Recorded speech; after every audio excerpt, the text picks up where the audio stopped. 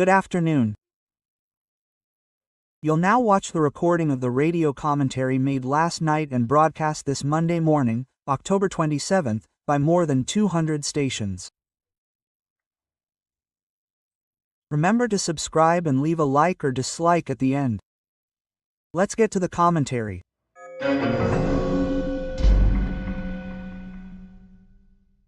Good morning.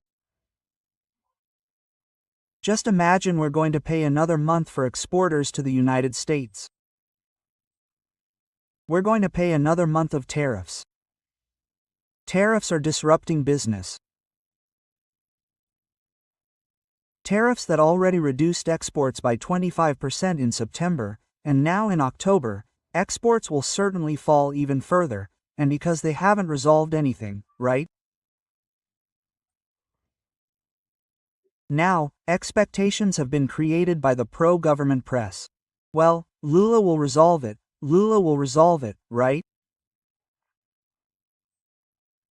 It won't resolve it if he starts insulting Trump before this, on the eve of a meeting that wasn't even scheduled, an impromptu meeting, but there's no doubt it was a meeting, showing that they're still in talks, right?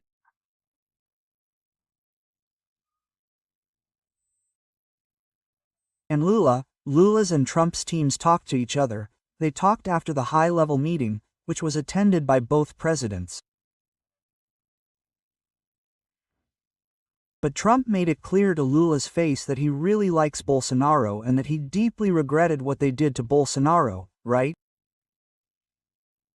That's one of the United States' demands.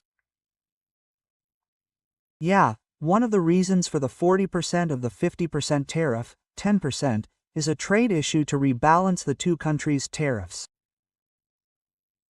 Now, 40% is a political issue, right? Yeah, there was an explanation during the meeting that the Supreme Court is completely independent, but Lula defended the Supreme Court's decisions, saying he followed due process, the full right to a defense, and that there was clear evidence of a coup d'état, right?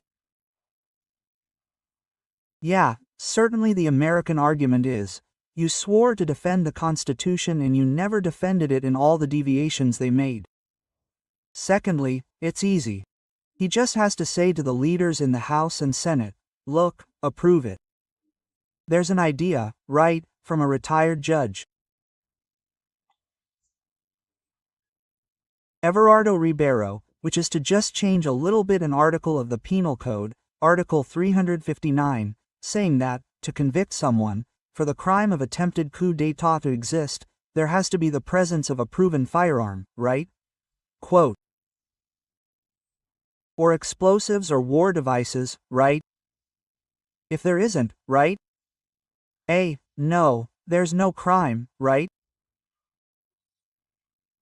If a law like that, if an idea like that is embraced by legislators and approved, and approval is easy because it doesn't require an absolute majority, nor a majority to change the Constitution, which is 60%, right?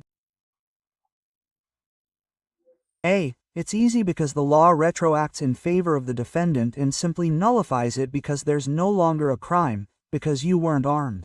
You only had lipstick on your hand, you got 17 years or 14, right? 14 for Deborah, right? Because it became an example of the absurd, of exaggeration, right? Which was intended to intimidate people who intend to make political demonstrations, right? Just like those blocks, those fines for blocking social media, it's to intimidate everyone, right?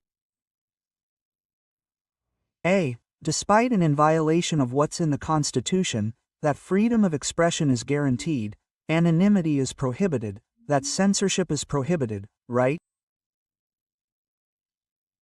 Everything that, but anyway, that's what happened yesterday in the capital of Malaysia, and we're going to pay for another month of October, right? Exporters are going to pay a heavy tariff, because the government is pretending it can't resolve it when it could.